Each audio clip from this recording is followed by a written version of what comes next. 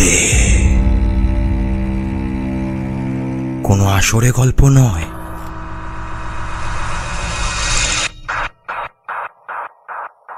ঘটনা শোনানো হয়।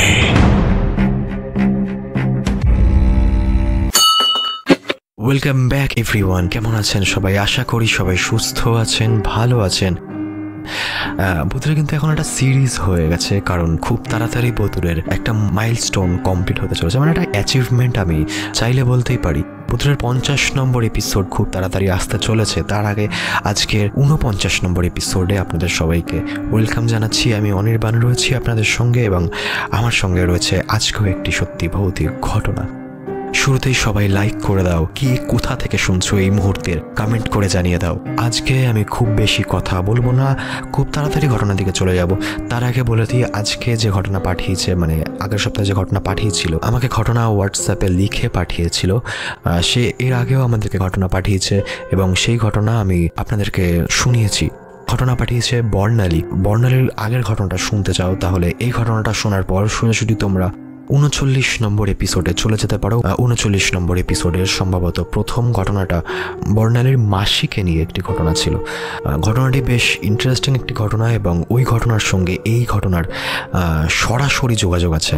তো চলো বেশি কথা না বাড়িয়ে ঘটনার দিকে যাওয়া যাক। বর্ণালী লিখেছে, দাদা, লাস্ট টাইম আমি আমার মাসির সম্বন্ধে সত্য ঘটনা তোমাকে জানিয়েছিলাম, আর তুমি শ্রোতা বন্ধুদের শুনিয়েছিলে। এতে আমি খুব খুশি হয়েছিলাম।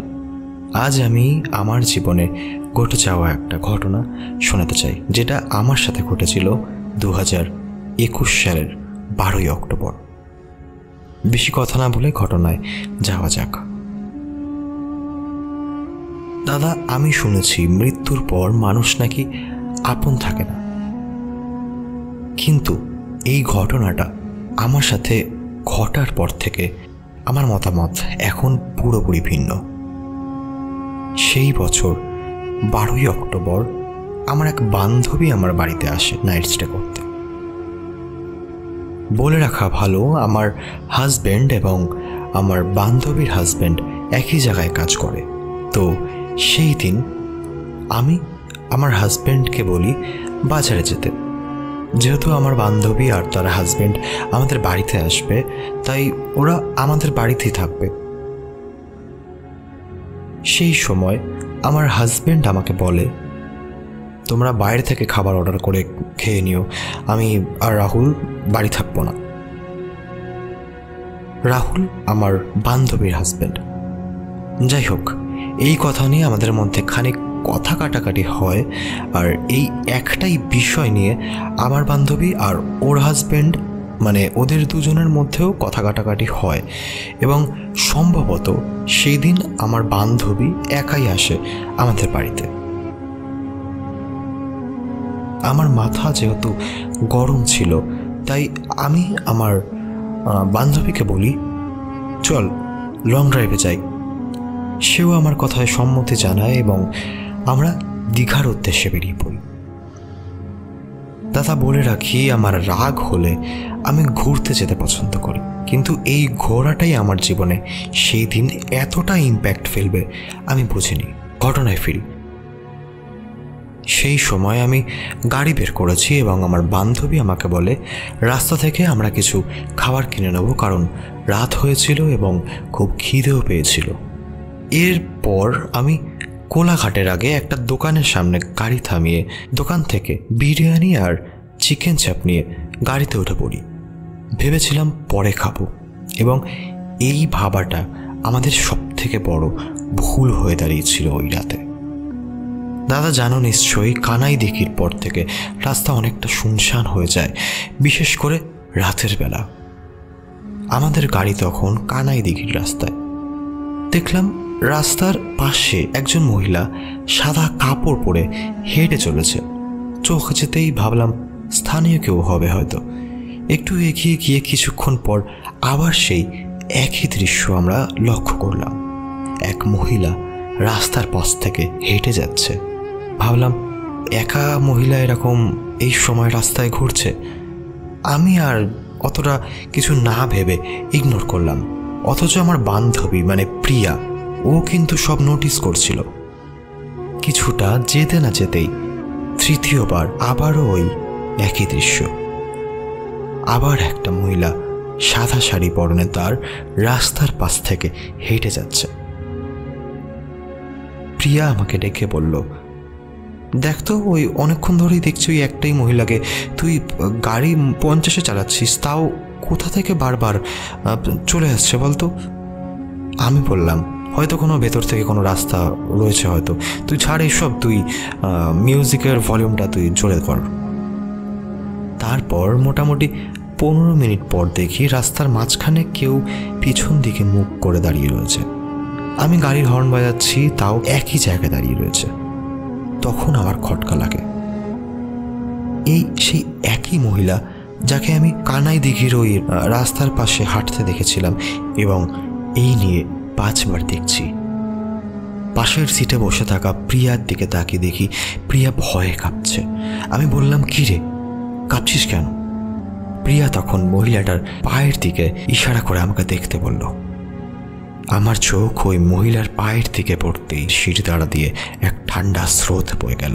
ওই সময় আমার আত্মারাম খাঁচা ছাড়া হয়ে যাওয়ার জোগাড়। দেখলাম ওই মহিলার পা দুটো উল্টো, মানে পা আমাদের দিকে কিন্তু মুখ পেছন দিকে। আমি কোনো রকম তাড়াতাড়ি করে গাড়িতে হনুমান চল্লিশা চালিয়ে, আর তখনই আমার মনে পড়ে গাড়িতে মাংস রয়েছে, যেগুলো আমি তখনই গাড়ি থেকে বের করে ফেলে দিতেই লক্ষ্য করলাম গাড়ির সামনে থেকে ওই মহিলা কোথাও যেন উধাও হয়ে গেল। আমরা ভোর 4টের সময় দীঘায় পৌঁছাই। শরীর ক্লান্ত থাকায় দীঘার একটি হোটেলে একটা রুম নিয়ে না খেয়েই সেই ভোরে ঘুমিয়ে পড়লাম। পরের দিন দুপুর 12টার পর আমাদের ঘুম ভাঙে। আর হোটেলে যেহেতু রেস্টুরেন্ট ছিল, তাই ওইখান থেকে খেয়ে আমরা আশপাশ ঘুরতে বেরোই। সারাদিন মজা করা ঘোরার পর রাতে খেয়ে হোটেলে ফিরে আসি। যেহেতু শরীর ক্লান্ত ছিল, তাই রুমে শোয়া মাত্রই আমাদের চোখ লেগে যায়। মাঝরাত। আমার বুকে খুব চাপ অনুভব করি। তার সাথেই মনে হলো প্রিয়া আমার হাত খুব চেপে ধরে রেখেছে। আমি চোখ খুলেই দেখি সাদা শাড়ি পরা এক মহিলা, চোখ থেকে রক্ত পড়ছে, তার পুরো মুখে কাটা ছেঁড়ার দাগ। সে আমার বুকের ওপর বসে আমার দিকে তাকিয়ে অনবরত হেসেই চলেছে। আমি নড়াচড়া করতে পারছি না, গলা থেকে কোনো স্বর বের হচ্ছে না। খুব কষ্টে কোনো রকম প্রিয়ার দিকে তাকিয়ে দেখি একইভাবে ও আমার বুকের ওপর বসা মহিলাটাকেই দেখছে। কি করব এখন? আমি ঠিক কি করা উচিত মাথা কাজ করা বন্ধ করে দিয়েছিল আমার। সেই সময় খুব করে আমার মাসির কথা মনে পড়ছিল। এমন মুহূর্তেই হঠাৎ দেখি ওই মহিলা আমার বুকের উপর থেকে ছিটকে গিয়ে পেছনের দেওয়ালে গিয়ে পড়ল। আমি আমার মাসিকে অনুভব করছিলাম, মাসি আমার আশেপাশে ছিল। দাদা, তোমাকে আমি আগেও বলেছি, আমি বুঝতে পারি যদি আমার মাসি আমার আশেপাশে থাকে। যাই হোক, দেখি কোনো অদৃশ্য শক্তির সাথে ওই মহিলার ধস্তাধস্তি চলছে। আমি আমার শরীর নড়াচড়া করতে পারছি। চোখের সামনে যেন সব অলৌকিক ঘটনা ঘটছে, রুমে যেন ধ্বংসলীলা চলছে। কিন্তু এই সব শুনে রিসেপশন বা বাইরে থেকে কেউ আসছে না। হয়তো আমরা দুজন ছাড়া ওই হোটেলের আর কারোরই কান অবধি ওই ঘটনার আওয়াজ হয়তো পৌঁছায়নি। এই অলৌকিক ঘটনা চোখের সামনে প্রায় 10 থেকে 15 মিনিট চলার পর সব শান্ত হয়ে যায়। মনে হচ্ছে যেন রুমের ভেতরে কিছুই হয়নি, সবই আমার একটা কল্পনাই ছিল। কিন্তু এই সব কোনোটাই কল্পনা ছিল না। যদি কল্পনা হতো তাহলে আমি হয়তো একাই এই অলৌকিক ঘটনাগুলো প্রত্যক্ষদর্শী থাকতাম। আমার সঙ্গে হয়তো প্রিয়া এই ঘটনাগুলো দেখত না। যাই হোক, এরপর প্রিয়া আমাকে বলে, দেখ, সব ঠিক হয়ে গেছে, এখন অনেক রাত, ভোর হতে না হতেই আমরা এখান থেকে বেরিয়ে যাব, বাড়ি চলে যাব। এই সব অলৌকিক ঘটনা চোখের সামনে দেখার পর ওই রাতে আমাদের আর ঘুম হলো না। সারা রাত জেগেছিলাম আর একটাই কথা ভাবছিলাম, কি হলো আমাদের সাথে, কেনই বা হলো এই সব কথা ভাবতে ভাবতে ভোর হতেই আমরা বাড়ির পথে অগ্রসর হলাম। কিন্তু হ্যাঁ, প্রিয়া আমাকে এখনও জিজ্ঞাসা করে ওই রাতে আমাদেরকে কে বাঁচিয়েছিল।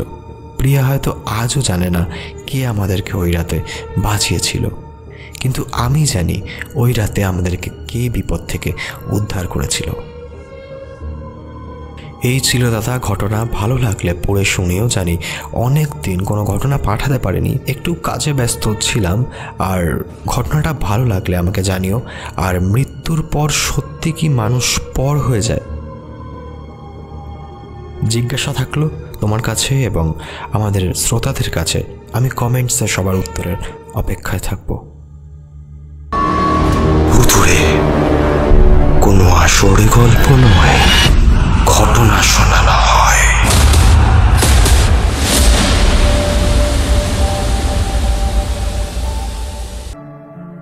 সো হাউ ওয়াজ ইট? এই ছিল আজকের ঘটনা। এবং মানুষ মৃত্যুর পর সে আর মানুষ থাকে না, সে একটা এনার্জি হয়ে যায়, সে একটা আত্মা হয়ে যায়। আর এনার্জি পজিটিভ হয় আবার নেগেটিভও হয়। আমরা অনেক ক্ষেত্রে অনেক জায়গায় শুনে থাকি যে ফ্যামিলির কেউ হয়তো অনেক দিন আগে মারা গেছে এবং তার সেই এনার্জিটা তাদের বাড়িতেই রয়েছে এবং তাদের বিভিন্ন সময় তাদের সাহায্য করছে। এবং অনেক ক্ষেত্রে দেখি এই এনার্জিটাই তাদের বাড়িতে আসছে কিন্তু তাদের ক্ষতি করে দিচ্ছে। যেমন অনেক ঘটনাই ভুতুড়েতে আমরা এর আগেও শুনেছিলাম।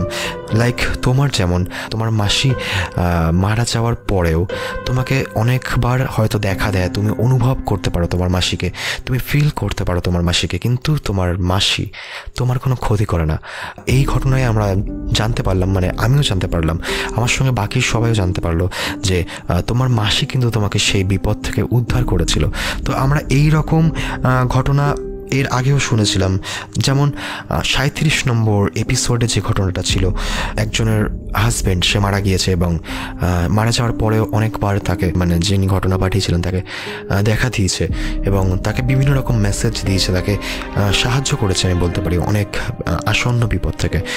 এছাড়াও এরকম অনেক ঘটনা আছে যেখানে নিজের লোকও মৃত্যুর পর, নিজের কাছের একদম সেও মারা যাওয়ার পর তার এনার্জিটা নেগেটিভ এনার্জিতে কনভার্ট হচ্ছে এবং তারই ক্ষতি করে ফেলছে। এরকমও ঘটনা রয়েছে আমাদের ভুতুড়ে চ্যানেলে। যেমন 38 নম্বর এপিসোডে এরকম একটি ঘটনা রয়েছে। এছাড়াও এরকম মানে বেসিক্যালি এনার্জি নেগেটিভ হয়, পজিটিভ হয়। সুতরাং এই প্রশ্নটার উত্তর আমার কাছে সেটা মানুষ মারা যাওয়ার পর অনেক ক্ষেত্রে আপনও হয়, অনেক ক্ষেত্রে পর হয়। এই ছিল আমার উত্তর। এবার বাকি যারা ঘটনাটা শুনলে, যারা এই প্রশ্নটা শুনলে, তোমাদের কি মনে হয় তোমরা কমেন্ট সেকশনে জানাতে পারো। এছাড়াও তোমরা ঘটনাটা কে কোথা থেকে শুনলে তোমরা কমেন্ট করে জানাও। আর লাইক তো আশা করি তোমরা সবাই করেই দিয়েছো। আর তোমরাও যারা ঘটনাটা এই মুহূর্তে শুনলে, তোমরাও চাইলে এরকম ঘটনা আমাকে পাঠাতে পারো। তোমরাও ঘটনা আমাকে পাঠাও। ঘটনা পাঠাতে হলে আমাদেরকে মেল করো, মেল আইডি ডিসক্রিপশানে দেওয়া রয়েছে। ঘটনা পাঠাতে হলে ডিসক্রিপশানে ভুতুড়ের ফেসবুক পেজ দেওয়া রয়েছে, ফেসবুক পেজের ইনবক্সে গিয়ে তোমরা ঘটনা লিখে পাঠাতে পারো। এছাড়াও তোমরা চাইলে ঘটনা হোয়াটসঅ্যাপে বলে পাঠাতে পারো। ঘটনা পাঠানোর জন্য হোয়াটসঅ্যাপ করো। আর এই রকম ঘটনা আরও শুনতে চ্যানেলটিকে অবশ্যই সাবস্ক্রাইব করে নাও, শেয়ার করো।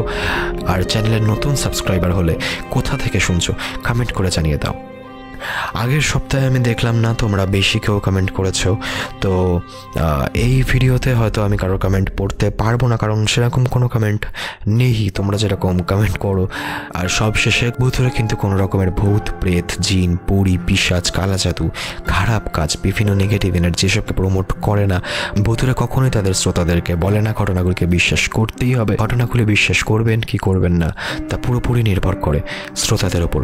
ভুতুড়ে শুধুমাত্র বিভিন্ন মানুষের জীবনে ঘটে যাওয়া বিভিন্ন সত্যি ভৌতিক ঘটনাগুলিকে এই চ্যানেলের মাধ্যমে প্রচার করে। আপাতত ভুতুড়ের এপিসোডগুলোকে অ্যাজ আ এন্টারটেনমেন্ট পারপাস হিসেবে নেওয়াই কিন্তু বুদ্ধিমানের কাজ হবে। তো আজ এত অবধি, দেখা হচ্ছে খুব তাড়াতাড়ি ভুতুড়ের 50 নম্বর এপিসোডে।